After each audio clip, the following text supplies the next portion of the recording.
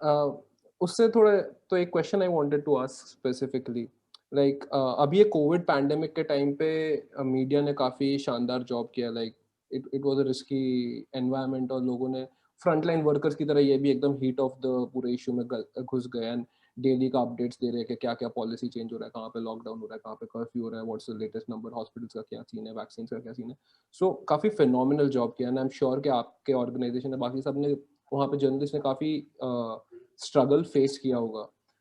But like after 1 year of this more than a year of ये COVID, अभी भी discussions are more around the जो numbers जो थोड़ा scary sound करते हैं, but we don't talk about like the scientific details of it. Like आज तक कोई mainstream discussion इस चीज पे नहीं सुना है कि केस फेटालिटी रेट और इन्फेक्शन फेटालिटी रेट में क्या फर्क है, या mRNA वैक्सीन और इनएक्टिवेटेड वैक्सीन में क्या फर्क है, या कोई स्टैटिस्टिकल इम्पैक्ट रहा है आफ्टर 1 year के लॉकडाउन करे या नाइट कर्फ्यू करे तो उसका कुछ फर्क पड़ता है केसेस पे, या कुछ कोरिलेशन है या नहीं।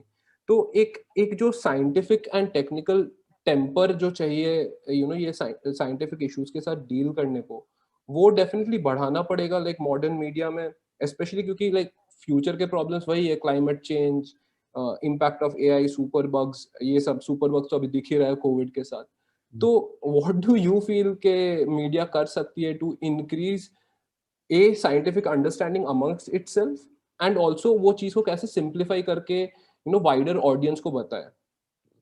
देखिए, मीडिया के सामने प्रॉब्लम क्या होती है, media has to deal with issues at times where it does not have the expertise. Right.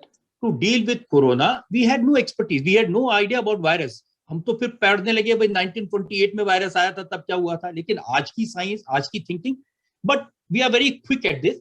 हमारे जो रिपोर्टर्स हैं, हमारे जो एडिटर्स हैं, they always go to the scientist, doctors, spend hours with them, understand it, लेकिन उसका जो limited part जो जनता के समझ में आ जाए वो रिवील करते हैं। क्योंकि जैसे आपने जो साइंस की बात कही, हमारे लोग शायद जानते भी होंगे, लेकिन वो अगर हम टीवी पर कहेंगे, उसमें डॉक्टर्स की इंटरेस्ट हो सकता है, उसमें जो साइंटिस्ट हैं उनका इंटरेस्ट हो सकता है, लेकिन आम व्यूअर है उसको उतना नहीं समझ। आम व्यूअर तो ये जानना चाहता है कि देखिए साहब ये बताइए ये कब इससे पीछा छूटेगा। वो आम व्यूअर तो ये जानना चाहता है कि अगर मुझे कोरोना हो गया तो मैं बचूं कैसे, और मुझे क्यों हो गया, क्या सिम्टम्स है। शुरू के दिनों में तो यही बताना पड़ा। उसके बाद इससे बचे कैसे, अवेयरनेस क्रिएट करना पड़ा। और अब ये जो सेकंड वेव है, अब लोग जानना चाहते हैं अगर मैंने वैक्सीनेशन लिया तो क्या मैं बच जाऊंगा। फिर कहते हैं दो दो वैक्सीनेशन जिन्होंने ले लिया उनको भी कोरोना हो गया तो इसका क्या फायदा। इन चीजों पर उनको समझाना पड़ता है। और इसके लिए आप, जैसे आज ही हमने इंडिया टीवी पर पूरा दिन we did a corona health conclave. So we had two kind sets of people. One, the chief minister of various states.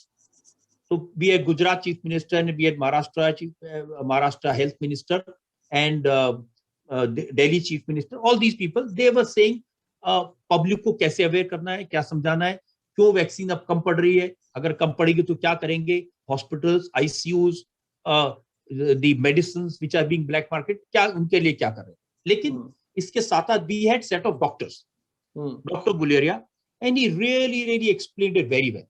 Even for a person like me, what Dr. Guleria explained, क्यों, अब देखिए एक सवाल सबके सामने है, मैं एक ही एग्जांपल लेता हूं कि भाई हम क्यों नहीं खोल देते, क्यों नहीं 18 साल से उम्र के लोगों को भी हम वैक्सीन लगा देते।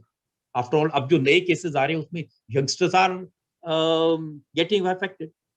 ही सेड हमारे यहाँ अगर हम लगाने लगेंगे तो 97 करोड़ है, 1 बिलियन, 100 करोड़ हमको लोगों को वैक्सीन देनी होगी, और 2 बार देनी है तो 200 करोड़ वैक्सीन डोजेज हमें चाहिए।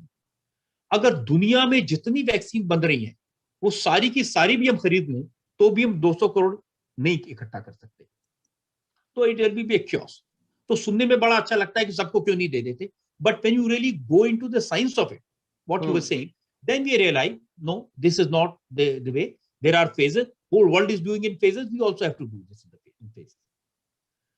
दूसरा, लोग कहने लगे हम घर पे जाके लगा देंगे वैक्सीन। अब घर पे जाके आप वैक्सीन नहीं लगा सकते। ये एक्सप्लेन कि जब आप किसी को वैक्सीनेट करते हैं तो you need to observe that person, it's a whole process, whole science which a common man does not understand. So I agree with you that the scientific temperament should come in the reporting, in explaining this to the people.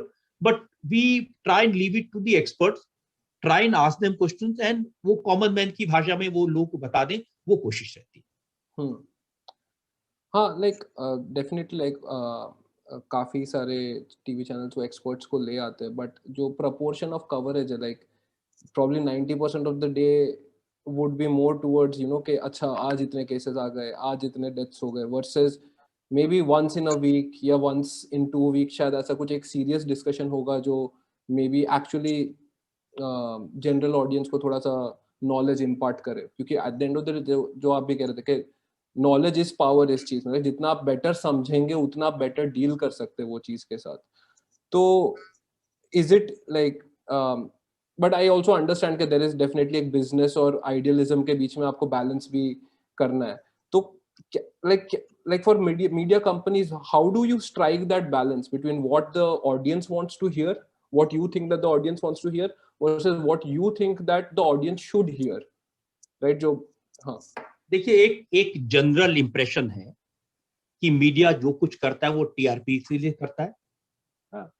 अब आप उसको मुझे थोड़े से politely पूछ रहे हैं, लेकिन फैक्ट ये है कि आपके सबके मन में सवाल है, भाई जो भी खबर दिखाते हैं आप तो रेटिंग के लिए दिखाते हैं, रेटिंग से आपको रेवेन्यू मिलता है, आप पैसा कमाने के लिए करते हैं. ये इंप्रेशन है, लेकिन ये गलत है. मैं आपको कह सकता हूं कि बाय एंड लार्ज जो लोग न्यूज रूम से, एक दो चैनल्स आप छोड़ दीजिए, बट बाय एंड लार्ज जो बड़े न्यूज चैनल्स हैं उनमें जो लोग काम करते हैं वो भी हमारी और आपकी तरह है.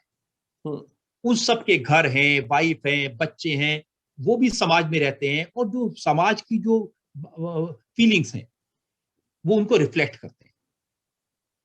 Nobody does it for ratings. Ratings के लिए जो करते हैं वो माइनर चीज, कोई कभी किसने कोई शो कर दिया जिस पर उसको रेटिंग मिली तो उस शो को 2 बार दिखा दिया, 4 बार दिखा दिया. But by and large when it comes to public welfare, when it comes to things related to public, say corona for example, or Abhinandan's case for example, or say farmers agitation for example, these are the things which concern public life, which concern common people. इनमें कभी भी rating का ख्याल नहीं. इनके बारे में जब दिखाते हैं तो ये परवाह नहीं करते कि वो रेटिंग आ रही है या नहीं आ रही है. मैं आपको एक एग्जांपल बताता हूं. 26/11 जब हुआ था, 2 दिन तक वो टेररिस्ट हमारे लोगों को ताज में और ओबरॉय में घेर के बैठे रहे, गोलियां चलती रही. For 48 hours news channels were showing that. No one bothered की रेटिंग इसलिए बॉदर होती है ना कि आपको ऐड मिलेगा. There was not a single ad play, non stop. और it's a definitely terrible revenue loss. तो अगर रेवेन्यू के लिए इतना कर रहे होते तो शायद ऐसे टाइम, या भी पार्लियामेंट में अगर कुछ चल रहा है, something which is heated discussion, prime minister replying to the oppositions और ऑपोजिशन लीडर स्पीकिंग, आप देखेंगे नॉन स्टॉप चलता है, nobody takes a break. So the concern for revenue is secondary. अगर रेवेन्यू के आप नहीं चैनल चला सकते, इट्स अ very expensive medium, very expensive medium. I own a channel, I run a channel, I know how difficult it is. तो revenue का कंसिडरेशन है, but revenue consideration public welfare को ओवरराइड कभी भी नहीं करता, कभी भी नहीं करता.